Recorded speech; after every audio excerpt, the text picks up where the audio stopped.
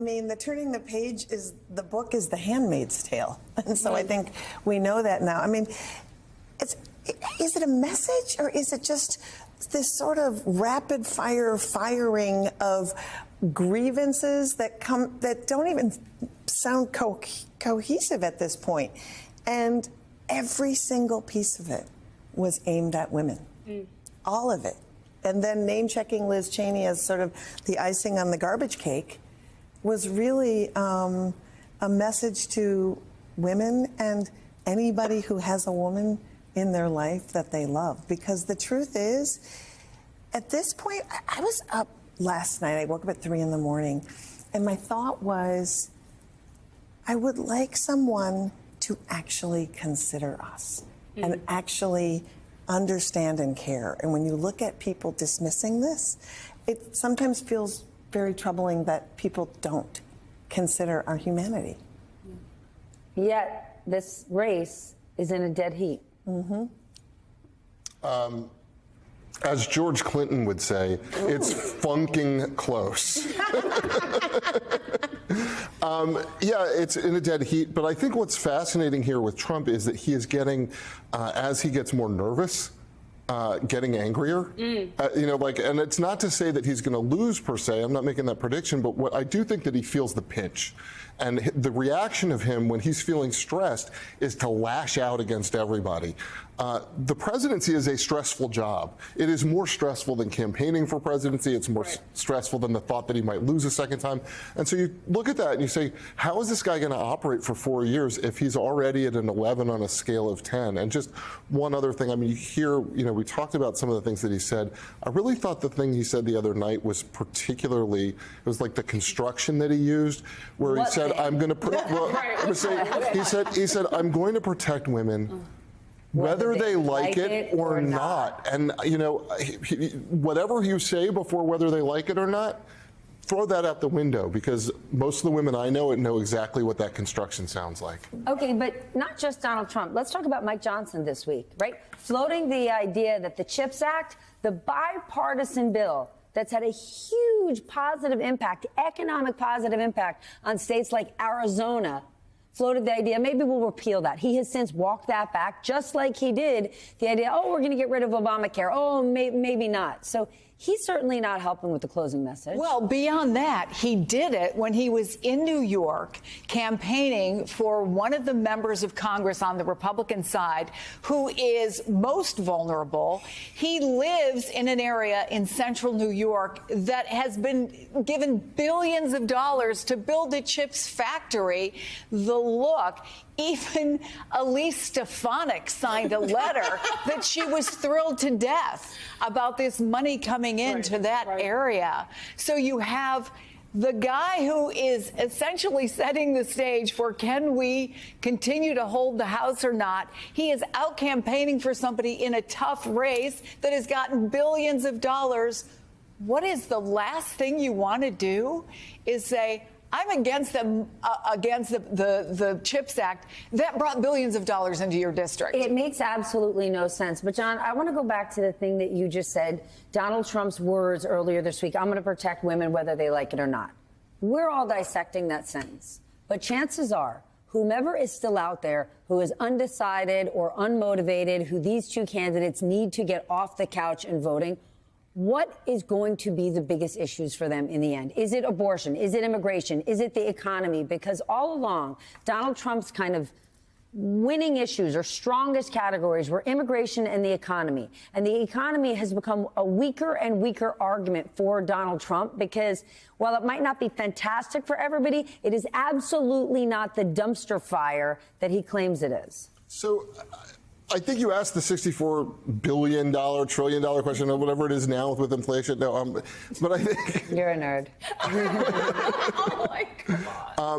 But this is the problem for the campaigns. They've been working on these people all, for the last year, basically trying to drive them out and figure out how am I going to get this gamer, who doesn't think about politics, who doesn't talk about politics, who is like on the, playing with friends on Fortnite or whatever. Like, how do I reach that person and make them? And they've done everything they can to this point. Donald Trump gets on board for crypto. That's exactly a cryptocurrency that he always hated. He doesn't know anything about. Suddenly, in the last 5 weeks, he's Mr. Crypto and now has his own exchange. That's how he gets them off the couch. He's the father of crypto. That and IVF. Yes. We're now.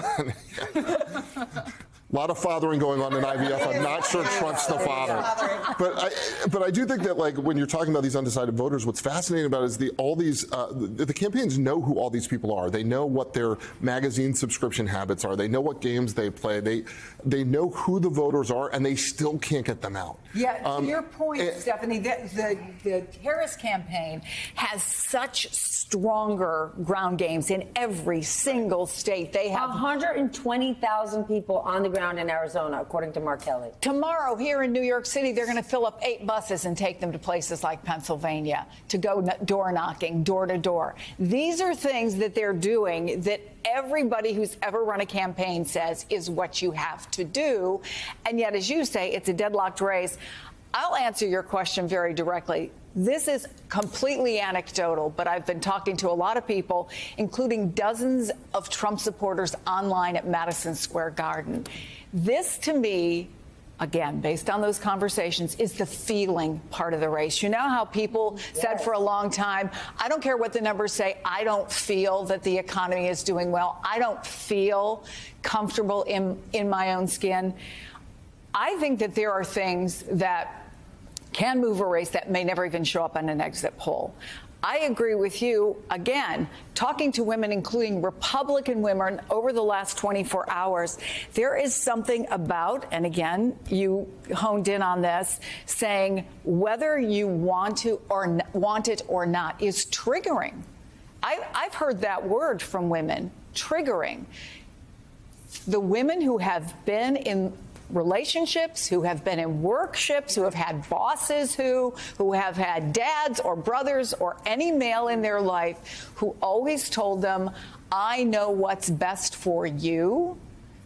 That is something that may or may not resonate with some people and say, okay, you know what? We're hearing that from beyond Donald Trump. Right? In the last few days, right-wing media, this whole idea, are these wives out there going to disobey their husbands, undermine them, go behind their husbands' backs? Because it will be the ultimate betrayal, right? Correct. That's how they're seeing this. And that's why I think the Vice President Harris campaign's ads saying, you ain't got to tell your husband how you vote, are smart. Like, some people might scoff at that. Like, oh, what antiquated sense of marriage do you have? But the reality is that's the antiquated sense of marriage that Republican men have, some Republican men have in terms of what we've been seeing projected across right-wing media. But the reality is women know their power. And it goes to what Vice President said in response to those harmful statements from Donald Trump about whether you like it or not, when she's like, women have autonomy. Women have the ability to make their own decisions. Women have the awareness and can fully take care of ourselves. And I think that goes into her argument for why she deserves this role as the most powerful person in the world in the presidency as a woman. And just to your point about those ads, because those ads gave me so many feelings, and not only did I feel like, oh my God, how do I feel about this commercial? And I think it's smart to talk to the women who are there. But one thing we're not talking about with those ads is, what does that relationship actually mean? That's a relationship that exists in America and that exists profoundly. And the fact that it does is also a troubling part of the system that we're talking about. Right? The fact that there are women in these marriages where they cannot have conversations about, I'm going to vote this way because these are my values, you're going to vote this way. The fact that you have to hide. And when you look at those ads, like this knowing stare, like blink twice if you need me to get you out of this marriage feeling. Okay, but isn't there something, I don't want to say beautiful, but a real connection that she's saying, I see you, right? Because until now, right, lots of conservative women often feel like the women's movement, women's empowerment doesn't include them. It doesn't include their values. They don't see themselves in it. And the fact that in these ads, that this messaging, like, listen, I get your lifestyle, I'm not judging your lifestyle or your family, but you get to vote for whomever you want. Is there a chance that there are women out there who are saying, yes, I connect with you, and the voting booth might be the only place other than the shower that I have privacy and I can do my thing? I can only tell you that in making a lot of phone calls to folks in Ohio for a segment that we're going to do later about our hometowns, there is someone who was in a family member's wedding, and he loves Trump. I shouldn't say that. He hates Trump, but he's going to vote for him because he said, I don't like him as a person, but I like his policies. And he believes he's going to do better under Donald Trump. His wife, who has always been very open, talking politics to people in her circle, will not tell him or any of her friends who she voted for. She does not strike me as someone who is afraid to say, right. I think that there's something there. I can make my decision for myself. I don't have to tell you who I'm going to vote for. There's a little something that's roiling out there. Does it translate to the voting booth? I don't know, but it's touched a nerve. And what it does, and I've been thinking about this a lot, like this closing argument. The closing argument for Donald Trump hasn't changed from 2016 to 2020 right. to 2024. It's just Donald Trump on steroids, right? The more nervous he gets, not just about the fact of, I don't know if I'm going to win, but if I don't win, what that might mean for those legal things. Right, because isn't his sentencing later in November yeah. for the New York case? All of that plays into turning the page. And it is, so I don't think we've ever seen a candidate before take Donald Trump's own words and use it to support their own closing message.